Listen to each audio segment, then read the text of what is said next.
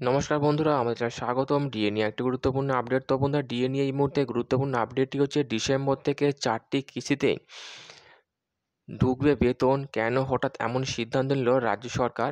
তো বন্ধুরা, ডিএ সংক্রান্ত আপডেটটি নিয়ে আমরা স্টেপ বাই স্টেপ আলোচনা করব। তো অবশ্যই আপনার ভিডিওটি স্কিপ না করে অবশ্যই পুরোটা দেখবেন।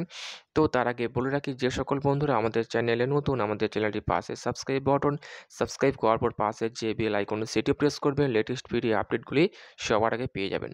দেখে নেব আজকে ডিএ সংক্রান্ত গুরুত্বপূর্ণ আপডেটটি। ডিসেম্বর থেকে 4টি কিস্তিতে ঢুকবে বেতন। কেন হঠাৎ এমন সিদ্ধান্ত নিল নবান্ন? দোটানায় সরকারি কর্মীরা। বহুদিন ধরেই কেন্দ্রীয় হারে মহার্ঘ ভাতার দাবিতে আন্দোলন চালাচ্ছিলেন রাজ্য সরকারি কর্মীরা। অবশেষে টাকা বাড়াতে রাজি হয়েছে রাজ্য সরকার। তো বন্ধুরা, আমরা বহুদিন ধরে দেখে আসছি পশ্চিমবঙ্গের সরকারি কর্মীরা কেন্দ্রীয় হারে ডিএর দাবিতে শহীদ মিনার চত্বরে আন্দোলন চালিয়ে যাচ্ছেন দিনের পর দিন, কিন্তু শুরু হচ্ছে না।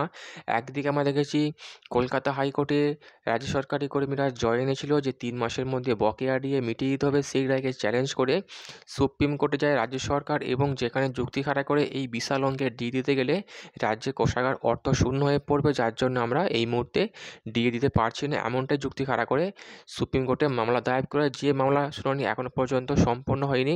তারই মধ্যে যে গুরুত্বপূর্ণ আপডেটটি উঠে আসছে, জুলাই, আগস্ট, সেপ্টেম্বর, অক্টোবরের ডিএর টাকা এরিয়ার হিসাবে মোট 4টি কিস্তিতে প্রদান করার কথা ঘোষণা করেছে মুখ্যমন্ত্রী মমতা বন্দ্যোপাধ্যায় সরকার। এই নিয়ে অলরেডি মুখ্যমন্ত্রী, অর্থমন্ত্রী বহুদিন ধরেই বৈঠক সারছিলেন, এবং যার ফলশ্রুতি আজকে প্রকাশ পেল একটি নিউজ পত্রিকায়, এবং যেখানে বলা হয়েছে যে 4 মাসের ডিএ একবারে এরিয়ার হিসেবে ডিসেম্বরের মধ্যে অ্যাকাউন্টে সরাসরি দিয়ে দেওয়া হবে।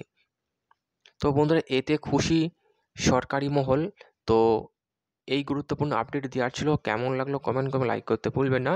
ডিএ সংক্রান্ত পরবর্তী আপডেট পাওয়ার জন্য আমাদের চ্যানেলটিকে সাবস্ক্রাইব করে রাখবেন। থ্যাংক ইউ বন্ধুরা ভিডিও দেখার জন্য।